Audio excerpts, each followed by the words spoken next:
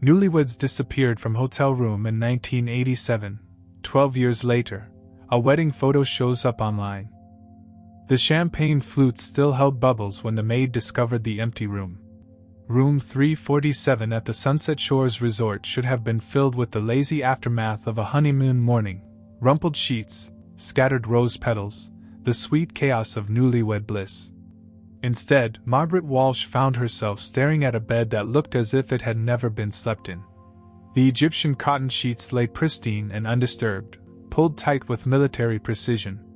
Even the decorative pillows remained perfectly arranged. "Mr. and Mrs. Hargrove?" Margaret called out, her voice echoing in the spacious suite. The bathroom door stood ajar, revealing polished marble that sparkled under the morning sun streaming through floor-to-ceiling windows. No answer came. Alan and Marissa Hargrove had checked in just 18 hours earlier, their faces glowing with the kind of happiness that made even the most jaded hotel staff smile. Margaret remembered them clearly. He was tall with kind eyes and an easy laugh. She was petite with auburn hair that caught the light like spun copper. They'd been inseparable, holding hands as they walked through the lobby, whispering secrets that made them both giggle like teenagers. The North Carolina resort had seen countless honeymooners over its 40-year history, but the Hargroves had stood out. Perhaps it was the way Marissa had gasped when she saw the ocean view from their balcony, or how Alan had tipped every staff member they encountered with genuine gratitude. They seemed to understand that they were living in a perfect moment, and they wanted everyone around them to share in that joy. Now, their room told a different story entirely. Margaret's trained eye catalogued the impossibilities. Marissa's wedding dress hung in the closet, still wrapped in its protective garment bag. Her jewelry box sat open on the dresser, revealing pearl earrings and a diamond necklace that must have cost more than Margaret's yearly salary. Alan's wallet lay on the nightstand, thick with cash and credit cards. Even their plane tickets home to Ohio were tucked neatly into a manila envelope marked "Important Documents." The champagne they'd ordered the night before remained on the balcony table, 2 glasses filled to the brim. The strawberries and chocolate-covered treats from the resort's romantic package sat untouched on silver platters. It was as if the couple had simply evaporated mid-celebration. Margaret had been cleaning hotel rooms for 23 years. She'd found forgotten contact lenses and hidden love letters, had discreetly handled everything from surprise proposals gone wrong to family feuds that spilled into vacation suites. But she'd never encountered anything like this. Her hands trembled as she reached for the phone to call security. The receiver felt impossibly heavy. "This is Margaret in housekeeping," she whispered when the line connected. "I need someone in room 347 immediately. The guests, they're just gone." Within an hour, the suite crawled with people. Hotel security guards spoke in hushed tones while photographing every angle of the room. The manager, a thin man named Patterson who prided himself on handling crises with quiet efficiency, paced the balcony like a caged animal. By afternoon, the Brunswick County Sheriff's Department had arrived, transforming the luxury suite into a crime scene. Detective Ray Morrison had investigated missing persons cases before, but this one felt different from the moment he stepped into the room. The air itself seemed to hold secrets. He was a methodical man who believed that evidence always told a story, but the evidence in room 347 told a story that made no sense. "No signs of struggle," Morrison noted, speaking into his recorder. "No indication of forced entry. Door was locked from the inside when housekeeping arrived. Balcony door secured. All personal belongings present and accounted for." The detective interviewed every staff member who had interacted with the couple. The picture that emerged was consistent and troubling.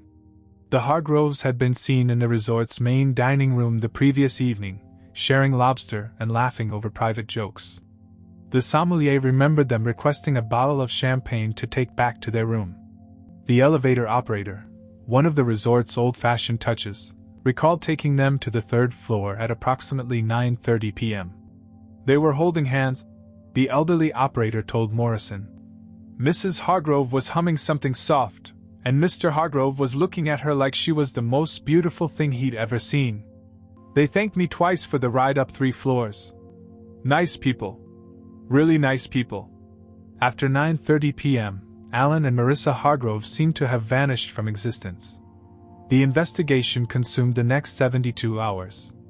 Police dogs found no trace of the couple anywhere on the resort grounds. The nearby beach was searched by foot and helicopter. Local hospitals were contacted, though no one could explain how the couple might have been injured and taken for medical care without anyone noticing. The Hargrove families arrived from Ohio on the third day, their faces etched with the special kind of anguish reserved for the inexplicable. Marissa's mother, Carol, sat in the hotel lobby clutching her daughter's wedding dress and crying silently. Alan's father, a stern man who owned a successful construction company, offered a $50,000 reward for information leading to his son's whereabouts. They wouldn't just leave, Carol insisted to anyone who would listen. Marissa called me from the airport before they flew down. She was so excited about the honeymoon, about starting their new life together. She would never just disappear. But as days turned into weeks, and weeks into months, the impossible truth became undeniable. Alan and Marissa Hargrove had walked into their honeymoon suite on a warm September evening in 1987 and had never walked out. The case made national headlines for a brief, intense period. Newlyweds vanish on honeymoon dominated newspaper front pages and television morning shows. Psychics called with visions. Conspiracy theorists proposed elaborate explanations involving everything from alien abduction to witness protection programs. The FBI was consulted but found no evidence of foul play or federal crimes. Eventually, as all unsolved mysteries do, the case faded from public attention. Detective Morrison retired in 1995, the file marked cold, no active leads, sitting in his desk drawer like an accusation. The Sunset Shores Resort changed ownership twice, and room 347 was eventually renovated and rented to guests who had no idea of its history. But in small towns and police stations, among families who understood that some questions have no answers, the story of Alan and Marissa Hargrove endured. It became the kind of mystery that people discussed in hushed voices, wondering if love could be so perfect that it somehow transcended the physical world, or if something darker had claimed two innocent souls on what should have been the happiest week of their lives. The truth, as it often does, would remain hidden for years, waiting for the right moment, the right discovery, to finally emerge from the shadows where it had been carefully placed. 12 years later, on a rainy Tuesday in March 1999, the Hargroves came back from the deceased. Sarah Chen was supposed to be studying for her psychology finals at Duke University, but the textbook on abnormal behavior lay forgotten beside her laptop. Instead, she found herself lost in the endless rabbit hole of the internet, clicking through photography blogs and vintage aesthetic websites that had exploded across the digital landscape. The photograph appeared on Captured Moments, a popular blog run by a pretentious artist named Marcus who specialized in curating visual narratives that transcend temporal boundaries. Sarah usually rolled her eyes at his flowery descriptions, but something about this particular image made her pause. The photo showed a young couple at their wedding, frozen in a moment of pure joy. The bride wore a flowing white dress with delicate lace sleeves, her auburn hair catching golden light as she laughed at something her groom had whispered. The groom, tall and handsome in a classic black tuxedo, gazed at his bride with an expression of absolute adoration. Behind them, an ornate arch of white roses and baby's breath framed the scene perfectly. The caption read, "Love never fades. Sometimes the most beautiful moments are discovered years after they were captured. #vintage romance, #timeless love, #wedding photography." Sarah stared at the screen, her heart beginning to race. The faces were older in her memory, aged by grief and time, but she recognized them immediately. During her sophomore year, she'd written a research paper on unsolved missing persons cases for her criminology elective. The disappearance of Alan and Marissa Hargrove had fascinated her for weeks. "No way," she whispered to her empty dorm room. Her fingers flew across the keyboard, navigating to the Duke University Library's digital archives. Within minutes, she had pulled up newspaper clippings from 1987. The grainy newsprint photos confirmed what her instincts had already told her. the couple in the vintage wedding photograph were definitely the missing newlyweds. But that wasn't the strangest part. Sarah leaned closer to her screen, squinting at the bottom right corner of the wedding photo. There, in elegant script, was a watermark. Still Light Studio, EST 1995. The impossibility of it hit her like a physical blow. The Hargroves had disappeared in 1987. How could their wedding photo bear the watermark of a studio that claimed to be established 8 years later? Sarah's roommate, Kelly, found her 3 hours later, still hunched over the laptop with empty coffee cups scattered around her like evidence of obsession. "You look like you've seen a ghost," Kelly said, dropping her backpack by the door. "I think I have," Sarah replied, her voice hoarse from talking to herself. "Kelly, you have to see this." Within an hour, Sarah had convinced Kelly to help her dive deeper into the mystery. They traced the Still Light Studio watermark through business registration databases, finally finding an address in Asheville, North Carolina. According to the records, the studio was owned by a woman named Helena Brooks who specialized in photo restoration and digital enhancement. Sarah's hands shook as she dialed the number listed for Still Light Studio. "Hello, Still Light Studio, this is Helena speaking." The voice on the other end was warm and professional, with a slight southern accent. "Hi, my name is Sarah Chin. I'm calling about a photograph that has your studio's watermark on it. It's a wedding photo that's been posted online." "Oh, wonderful! I'm so glad people are enjoying my restoration work." "Which photograph are you referring to?" Sarah described the image in detail, and she heard Helena's intake of breath on the other end of the line. That's very strange," Helena said slowly. "I remember that photograph. It was emailed to me about 2 weeks ago by someone who wanted me to digitally enhance it for what they called inspiration content. But I've never seen the original negative or print. The person who sent it said they found it in an old family collection. Do you remember who sent it to you?" "That's the odd thing.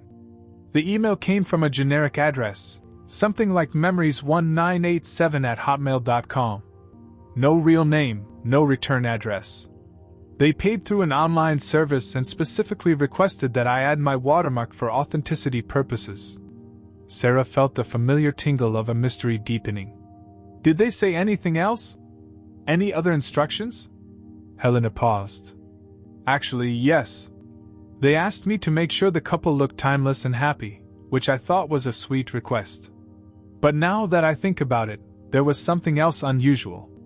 When I enhanced the image, I noticed that the photograph quality was remarkably good for what should have been a picture from the 1980s.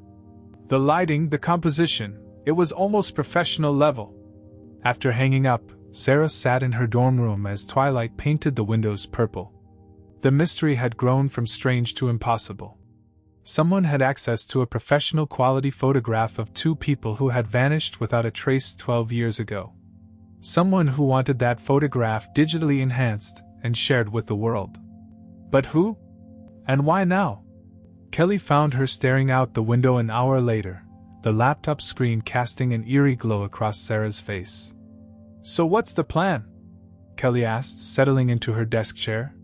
Sarah turned to face her roommate, her eyes bright with determination. "We're going to find out who sent that photograph to Helena Brooks. And we're going to figure out what really happened to Alan and Marissa Hargrove." Outside, the rain continued to fall, washing away the evidence of the day and leaving only questions in its wake. Somewhere in the digital ether, a photograph of two people who had vanished into thin air was being shared, liked, and commented on by strangers who had no idea they were looking at ghosts. The past, it seemed, was not content to stay buried. Sarah's obsession with the Hargrove mystery cost her 2 midterm exams and a boyfriend, but it led her to a discovery that would crack the case wide open. 3 weeks after finding the photograph online, she was sitting in the cramped office of retired Detective Ray Morrison, watching him flip through a file folder that had gathered dust for over a decade. Morrison was 72 now, with liver spots on his hands and reading glasses that seemed permanently perched on the end of his nose, but his memory of the case remained sharp as a blade. "You said you found new evidence?" Morrison asked, his voice carrying the skepticism of a man who had learned not to hope too quickly. Sarah placed a printed copy of the wedding photograph on his desk. "This appeared online 2 weeks ago. Look at the watermark." Morrison studied the image, his weathered face creasing into a frown. "Still Light Studio, established 1995. That's impossible." "That's what I thought. But Detective Morrison, I think I know who took this photograph." She opened her laptop and showed him the research she'd compiled. "Glenn Rowley. He was the wedding photographer the Hargroves hired. According to the original police reports, he submitted a partial wedding album to the family 3 days after the disappearance, then vanished himself." Morrison leaned back in his chair, the springs creaking under his weight. "Glenn Rowley. I remember him. Strange fellow. Nervous as a long-tailed cat in a room full of rocking chairs. When we tried to interview him a second time, his landlord said he'd cleared out in the middle of the night. Did you ever find him?" "No. We had bigger fish to fry. 2 missing newlyweds trumped 1 missing photographer. But now that I think about it..." Morrison rummaged through the file folder, pulling out yellowed reports and handwritten notes. "His sister called us about a month after he disappeared. Said Glenn had been acting paranoid for weeks, claiming someone was pressuring him to hand over his negatives." Sarah felt her pulse quicken. "What kind of pressure?" She didn't know specifics. Just that he'd started getting phone calls at odd hours, and men in expensive suits had visited his studio twice. Glenn told her they wanted to buy his entire collection of wedding photographs, but something about the offer made him uncomfortable. Morrison found the report he was looking for and slid it across the desk. Sarah scanned the handwritten notes, her eyes stopping on a detail she hadn't expected. "His darkroom was cleared out completely? Everything. Chemicals, equipment, photographs, all gone. But here's the kicker." Morrison tapped the bottom of the report with his finger. "The landlord found one thing the mysterious cleaners missed. A receipt from Duncan's equipment rental, dated September 15, 1987. That's 3 days after the Hargroves disappeared." Sarah stared at the photocopy of the receipt. It was for mobile lighting equipment and professional backdrops, rented for a full week. The name on the receipt was W.L. Pierce. "Did you ever track down this W.L. Pierce?" Morrison shook his head. "Dead end. No one by that name was connected to the hotel, the wedding party, or anyone in the Hargroves circle. We figured it was a fake name." But Sarah had resources that hadn't existed in 1987. That evening, she returned to her dorm room and began the kind of internet search that would become second nature to future generations of amateur detectives. She cross-referenced W.L. Pierce with equipment rentals, wedding photography, and anything connected to North Carolina in the late 1980s. For hours, she found nothing. Then, buried in the archives of a small Virginia newspaper, she discovered a classified ad from 1989. "New beginnings await. Radical emotional freedom through authentic living. Elysian Trace Community welcomes those ready to abandon false identities and embrace their true selves. Contact W.L. Pierce for information." Sarah's hands began to shake as she clicked through more search results. Elysian Trace appeared in scattered references throughout the early 1990s, a commune in rural Virginia that promised liberation from societal constraints and rebirth through communal living. She found a 1993 newspaper article about the commune's dissolution following financial irregularities and complaints from families who claimed their adult children had been manipulated into joining. The article mentioned that Elysian Trace had operated sophisticated recruitment practices, including using professional photographers to document before and after transformations of new members. The final piece of the puzzle came from an unlikely source, a genealogy website where someone had posted a family photograph from 1991. The image showed a group of people at what appeared to be a commune wedding ceremony, standing beneath an ornate arch of white roses and baby's breath. The arch was identical to the one in the Hargroves' wedding photograph. But it was the caption that made Sarah's blood run cold. "Uncle Glenn's last known photograph before he joined that weird commune in Virginia. We never saw him again after 1991. The photograph was credited to Glenn Rowley. Sarah called Detective Morrison at home, waking him from his evening nap. "Detective, I found him. I found Glenn Rowley. And I think I know what happened to the Hargroves." Morrison's voice was alert despite the late hour. "What did you find?" "A commune called Elysian Trace. Rowley joined them in 1991, but I think he was working for them as early as 1987. I think he was recruiting couples, documenting them before they disappeared into the commune." There was a long silence on the other end of the line. "Detective Morrison? Are you there?" "I'm here," he said quietly. "And I think you might be right. The expensive suits, the pressure to hand over negatives, the professional lighting equipment, it all makes sense now. What do we do next?" Morrison's laugh was tired but determined. "We find out if Elysian Trace kept records. And we pray that wherever Alan and Marissa Hargrove went, they went willingly." But even as he spoke the words, both Sarah and Morrison knew that in cases like this, hope was often the most dangerous emotion of all. The abandoned buildings of Elysian Trace looked like the skeleton of a dream that had rotted from the inside out. Sarah and Detective Morrison stood at the rusted gate, staring at what had once been a thriving commune in the Virginia hills. Weeds had claimed the pathways, and ivy crawled up the sides of buildings that had housed nearly 200 people at the community's peak. A hand-painted sign, now faded and peeling, still hung crookedly from the entrance. "Elysian Trace, where false selves come to die." "Cheerful place," Morrison muttered, pushing through the gate that protested with a metallic shriek.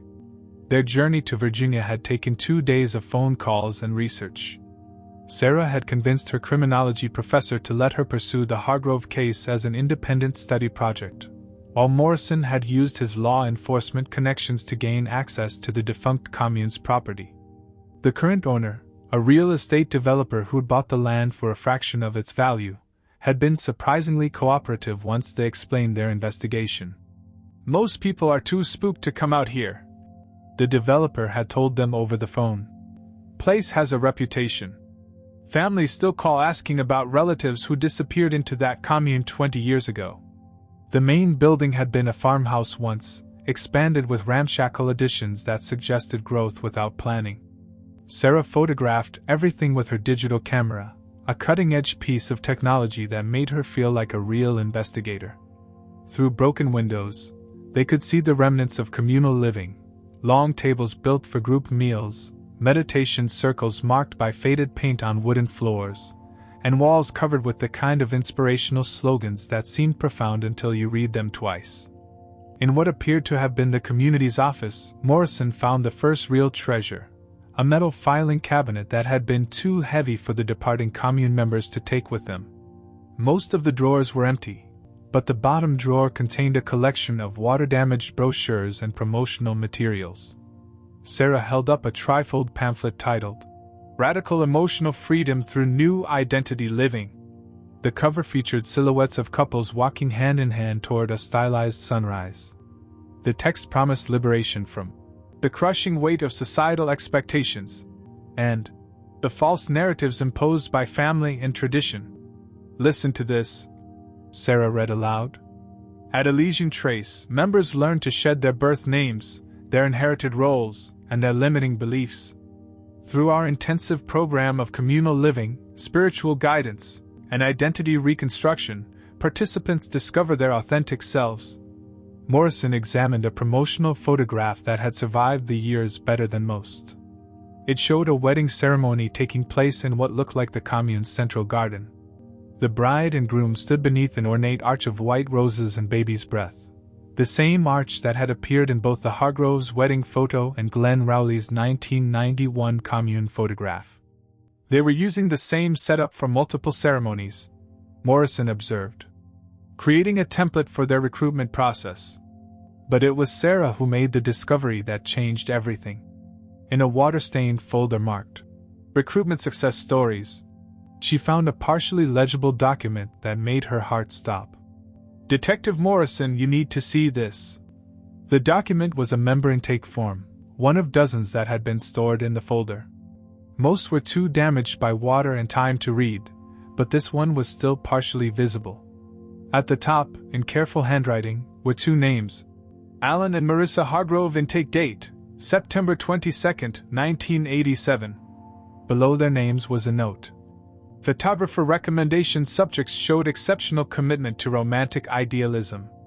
Perfect candidates for renewal ceremony program. Morrison leaned over Sarah's shoulder, his breathing heavy with excitement.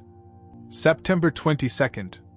That's 10 days after they disappeared from the hotel. Sarah flipped through more of the intake forms, finding fragments of information that painted a disturbing picture.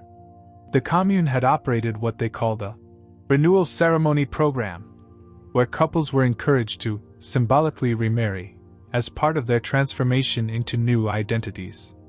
The program involved professional photography sessions designed to capture the couple's journey from false love to authentic connection. They were documenting the process, Sarah realized, taking before and after photos of couples as they joined the commune. That's why Glenn Rowley's photograph quality was so professional. He wasn't just a wedding photographer anymore. He was working for Elysian Trace. In another folder, they found promotional materials that confirmed Sarah's theory.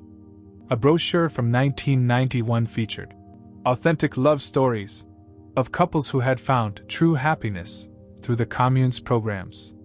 The photographs showed couples in various staged romantic poses, but with different names and sometimes altered hairstyles. One photograph made Sarah gasp. It showed a couple that looked remarkably similar to Alan and Marissa, but with different hair colors and identified as River and Dawn. The woman's hair had been dyed dark brown instead of auburn, and the man wore glasses he hadn't worn in the original wedding photo. They were using the same couples for different promotional materials, Morrison said grimly, changing their appearances and names to protect their new identities. But the most disturbing discovery came from a handwritten journal they found tucked behind a loose floorboard. The journal belonged to someone identified only as Brother Marcus, and contained detailed notes about recruitment strategies and target assessment. One entry from September 1987 read, "GR has identified exceptional candidates. Young married couple, financially stable, emotionally open to spiritual guidance. No children, minimal family interference potential. GR reports strong romantic idealism, perfect for renewal program. Scheduled for contact September 20th. Sarah felt sick as she read the clinical language used to describe what she now realized had been a carefully orchestrated manipulation. The commune hadn't just recruited random people, they had specifically targeted couples like the Hargroves, using their own wedding photographer as bait. As the sun began to set over the abandoned commune, Sarah and Morrison sat in his rental car, surrounded by folders full of evidence that painted a picture of systematic recruitment and identity erasure. "The question now," Morrison said quietly, "is whether they went willingly or were coerced. And whether they're still alive." Sarah stared at the faded buildings of Elysian Trace, imagining them filled with people who had come seeking authentic lives and instead found something far more complex and troubling. The truth was close now. She could feel it. The metal canister had been waiting in the Virginia State Archives for 8 years, sealed and forgotten among boxes of documents from dissolved organizations. When Sarah pried off the lid with a crowbar borrowed from the archive's maintenance staff, the smell of old photographs and developer chemicals escaped like ghosts from a darkroom. "Ceremonies, proof of completion." Read the handwritten label on the canister's side. Inside, preserved in acid-free storage sleeves, were dozens of professional photographs, negatives, and what appeared to be guest registries. But these weren't the sanitized promotional materials they'd found at the commune ruins. These were the real records, the documentation of what had actually happened to the couples who had disappeared into Elysian Trace. Sarah's hands trembled as she lifted out the first photograph. It showed Alan and Marissa Hargrove, but not as she'd ever seen them before. They stood in what appeared to be a simple cabin interior, wearing plain white robes and holding hands.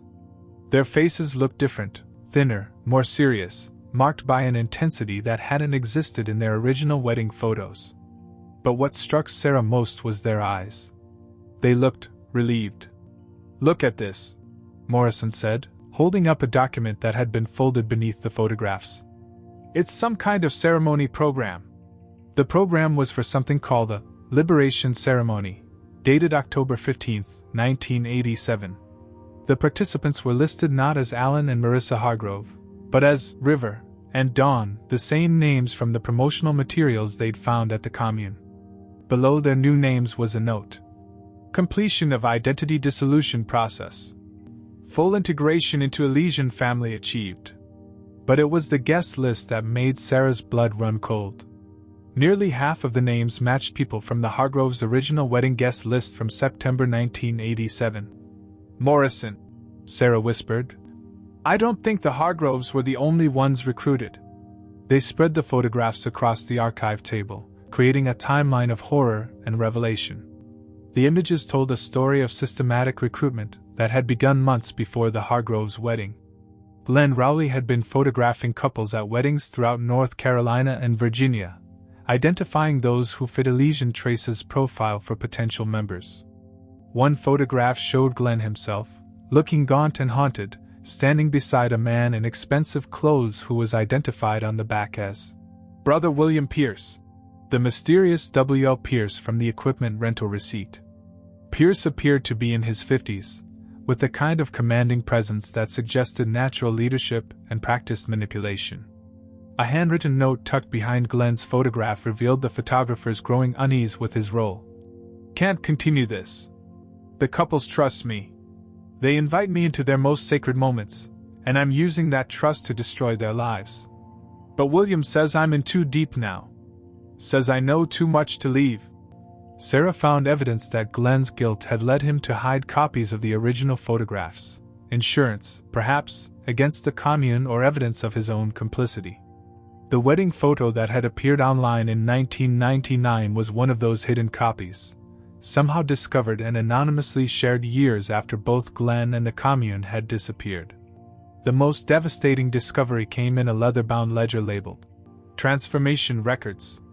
The ledger contained detailed notes about each couple's journey through the identity dissolution process. The entries for Alan and Marissa painted a picture that was both more complex and more tragic than Sarah had imagined.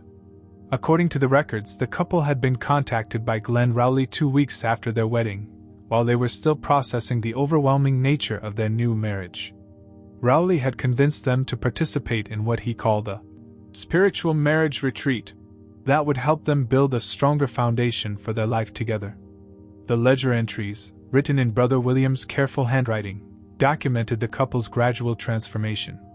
Day 10, subjects responding well to community integration.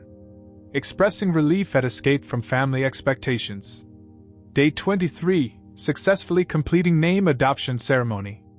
River and Dawn showing enthusiasm for permanent community membership. Day 45, final legal documentation completed. Previous identities officially dissolved per community protocols. But the most shocking revelation came in the final entries. On November 3, 1987, Brother William had written, "River and Dawn have requested formal death certificates for their previous identities. Community Council has approved their desire for complete severance from past life. Legal documentation to be filed through community attorney." Sarah stared at the entry, her mind struggling to process the implications. They asked to be declared legally deceased? Morrison examined the supporting documents that accompanied the ledger entry. There were copies of legal forms, witness statements, and what appeared to be notarized declarations. The commune had operated its own quasi-legal system, convincing members that they could legally dissolve their previous identities and begin entirely new lives. "It's all here," Morrison said grimly. "They didn't just disappear, they chose to disappear. They signed away their old lives and became different people." Among the final documents in the canister, Sarah found a collection of letters written by various commune members to their former families. One letter, written in handwriting she now recognized as Marissa's but signed Dawn, was addressed to Carol Hargrove. "Dear Mother, by the time you read this, the person you knew as your daughter will no longer exist. I have found my true self and my authentic love in a community that accepts me for who I really am, not who society expects me to be. Please don't search for me. I am finally happy and free. Love, someone who was once Marissa but is now truly alive." The letter was dated October 30th, 1987, but it had never been sent. A note attached to it read, "Community leadership has determined that contact with previous family structures would be counterproductive to member development." Sarah sat back in her chair, overwhelmed by the complexity of what they'd discovered. The Hargroves hadn't been kidnapped or finished. They had voluntarily joined a commune that promised them freedom from their old lives, but had instead trapped them in an elaborate system of identity control and isolation. "The question now," Morrison said quietly, "is what happened to them when the commune disbanded in 1993. Sarah looked at the photographs spread across the table, evidence of lives deliberately erased, identities systematically destroyed, and people who had sought authentic living but had instead found a different kind of prison. The truth was more complicated than either finishing or disappearance. It was the story of two people who had chosen to stop existing, only to discover that becoming someone else might be the most permanent disappearance of all. Carol Hargrove was 81 years old when Sarah Chen knocked on her door in Columbus, Ohio, carrying a manila envelope that would finally answer 35 years of questions. The woman who opened the door still kept fresh flowers on her mantel beneath a wedding portrait of her daughter, the same photograph that had launched Sarah's investigation years earlier. Carol's hair was white now, her hands marked by age spots, but her eyes held the same desperate hope that had sustained her through decades of uncertainty. "Mrs. Hargrove," Sarah said gently, "my name is Sarah Chen. I've been investigating your daughter's disappearance. I believe I have some answers for you." What followed was the most difficult conversation of Sarah's life. Sitting in Carol's living room, surrounded by 35 years of Mother's Day cards that had never been sent and birthday presents that had never been given, Sarah carefully explained what she and Detective Morrison had discovered in the archives. Carol listened in silence as Sarah revealed the existence of Elysian Trace, the systematic recruitment process, and the evidence that Marissa and Alan had voluntarily joined the commune. When Sarah handed her the unsent letter written in her daughter's handwriting, Carol held it against her chest and wept for the first time in years. "She was trying to tell me she was happy," Carol whispered. "Even if she couldn't send it, she wanted me to know she was happy." Sarah had spent months tracking down the final pieces of the Hargrove story. After the commune disbanded in 1993, most members had scattered across the country, many struggling to rebuild identities they had voluntarily destroyed. Some had returned to their original names and attempted to reconnect with their families. Others had simply vanished into new lives. Through Social Security records and death certificates, Sarah had traced the fate of River and Dawn. They had lived together in a small cabin in rural Oregon from 1993 until 1998, supporting themselves through organic farming and craft sales. They had kept their commune names and maintained the simple lifestyle they had learned at Elysian Trace. On March 15, 1998, 11 years after their disappearance from the honeymoon suite, Alan and Marissa, River and Dawn, had died together in a car accident on a rainy highway outside Portland. They were returning from a farmer's market where they had sold handmade pottery and organic vegetables. According to the police report, they had died instantly, holding hands. They were buried under their chosen names, Sarah explained to Carol. "But I've arranged for the burial records to be amended to include their birth names. There's a marker now that says River and Dawn, also known as Alan and Marissa Hargrove." The revelation brought unexpected peace to both families. Alan's father, now in his 90s, had lived long enough to learn that his son hadn't been finished or abandoned his family out of cruelty. The knowledge that Alan and Marissa had found some form of happiness, even if it had required erasing their previous lives, provided a closure that decades of uncertainty had denied them. Detective Morrison, now 78, officially closed the case in a ceremony attended by both families and Sarah. The media attention was modest, a small article in the Columbus Dispatch and a segment on a true crime podcast that specialized in unusual resolutions. "Sometimes the greatest mysteries aren't about what happened," Morrison told the reporter. "They're about why people make the choices they do, and whether we can find peace with those choices even when we don't understand them." Glenn Rowley's fate remained partially unknown.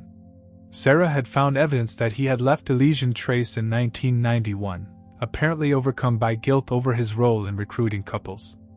A private investigator hired by his sister had located him in 1994, living under an assumed name in New Mexico and working as a landscape photographer. He had refused all contact with his former life, but had quietly arranged for his remaining hidden photographs to be anonymously donated to families of missing persons. The 1999 appearance of the Hargrove wedding photo online had been his final act of conscience. The wedding photograph that had started Sarah's investigation now hung in a small exhibit at the Ohio Historical Society, part of a display about lost identities and communal living in 20th century America. The exhibit included information about Elysian Trace and similar communities that had promised spiritual transformation but had sometimes delivered isolation and control instead. Carol Hargrove attended the exhibit's opening, bringing with her a small bouquet of white roses, the same flowers that had decorated her daughter's wedding arch in 1987. She placed them beneath the photograph and stood quietly for several minutes, finally able to say goodbye to the daughter who had chosen to become someone else.